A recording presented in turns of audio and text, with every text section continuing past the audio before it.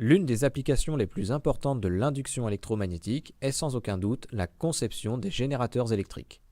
La dynamo d'une trottinette ou l'alternateur d'une voiture en sont des exemples quotidiens. Dans cette vidéo, nous allons succinctement aborder le principe de fonctionnement des générateurs et en particulier celui du générateur à courant continu.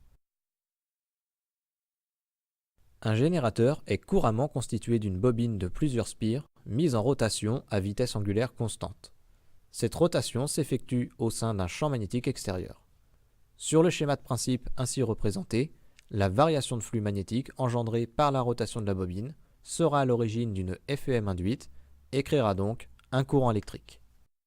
Si on représente les vecteurs surface et champ magnétique, on peut constater qu'au fur et à mesure que la bobine tourne, l'angle θ qui intervient dans le produit scalaire varie au cours du temps. Si la vitesse angulaire de rotation ω est constante, alors θ sera égal à ω fois t. L'expression du flux devenant alors le produit du champ magnétique grand B par l'aire défini par les spires de la bobine grand A fois le cosinus de θ, c'est-à-dire ωt. La FEM induite que produit le générateur se calcule alors via la loi de Lenz-Faraday, à savoir l'opposé du nombre de spires fois la dérivée du flux par rapport au temps, ce qui donne mathématiquement le produit N fois B fois grand A fois ω fois le sinus d'ωt. Cette expression correspond à la FEM produite par le générateur. En premier lieu, on peut tout de suite constater que la FEM produite par le générateur précédent est un signal alternatif sinusoïdal. Cela signifie que sa valeur varie constamment en oscillant entre deux valeurs crêtes.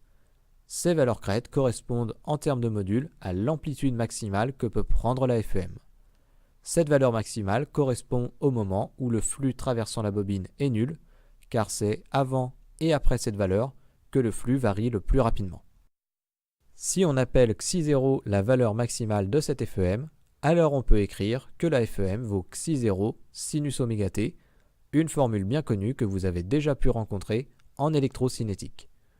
En identifiant terme à terme avec l'expression précédente, on peut aussi affirmer que xi0 vaut n fois b fois grand A fois la vitesse angulaire ω. Historiquement, l'obtention d'un courant électrique alternatif n'était pas l'enjeu le plus primordial. Ce n'est que vers la fin du XIXe siècle, après l'épisode dit de la guerre des courants, que les applications du courant alternatif virent le jour. Par voie de fait, les premiers générateurs que l'on chercha à exploiter étaient les générateurs à courant continu. Deux dispositifs ont permis d'obtenir ce type de générateur. Tout d'abord, il était nécessaire d'empêcher le courant électrique de changer de sens de circulation.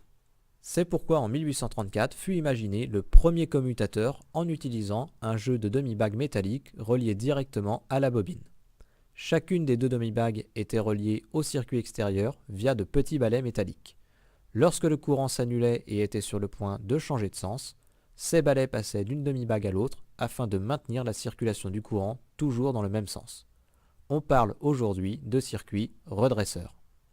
Vous pouvez noter que de nos jours, ce type de dispositif est assuré par des composants à base de semi-conducteurs comme les diodes. L'étude complète des circuits redresseurs fera l'objet d'un autre module. En plus de maintenir la circulation du courant unique, il était également nécessaire d'obtenir la FEM la plus constante possible en minimisant les variations sinusoïdales générées. Wheatstone imagina dès 1841 un système de plusieurs bobines représentant un commutateur à multiples positions. Dans ce système, l'induction apparaît dans chacune des bobines, mais le contact n'est établi que pour celle dont la FEM est maximum à cause de son orientation imposée par le commutateur. La rotation de l'ensemble amène la bobine suivante dans la même position, et ainsi de suite. Un générateur bénéficiant de la combinaison d'un circuit de redressement et d'une réduction des variations de la FEM de façon à la rendre quasi constante n'est autre qu'un générateur à courant continu, couramment dénommé par l'acronyme CC. Le parallèle entre le fonctionnement d'un générateur à courant continu et celui d'un moteur à courant continu est assez flagrant.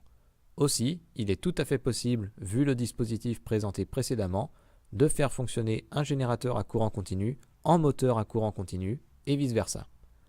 Respectivement, dans le premier cas, c'est le mouvement de rotation qui permet d'obtenir un courant électrique, et dans le second, C'est un courant électrique qui permet d'engendrer une rotation. Pour un générateur à courant continu fonctionnant tantôt en générateur, tantôt en moteur, on prendra soin de souligner la différence nominative suivante. En mode générateur, le dispositif fournit une force électromotrice par l'intermédiaire du phénomène d'induction. En mode moteur, le dispositif nécessite une force électromotrice pour fonctionner. Mais une fois la rotation déclenchée, il existe toujours une FEM induite aux bornes de la bobine.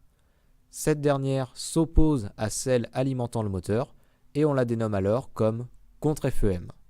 Mais il s'agit de la même grandeur, ayant pour origine le même phénomène.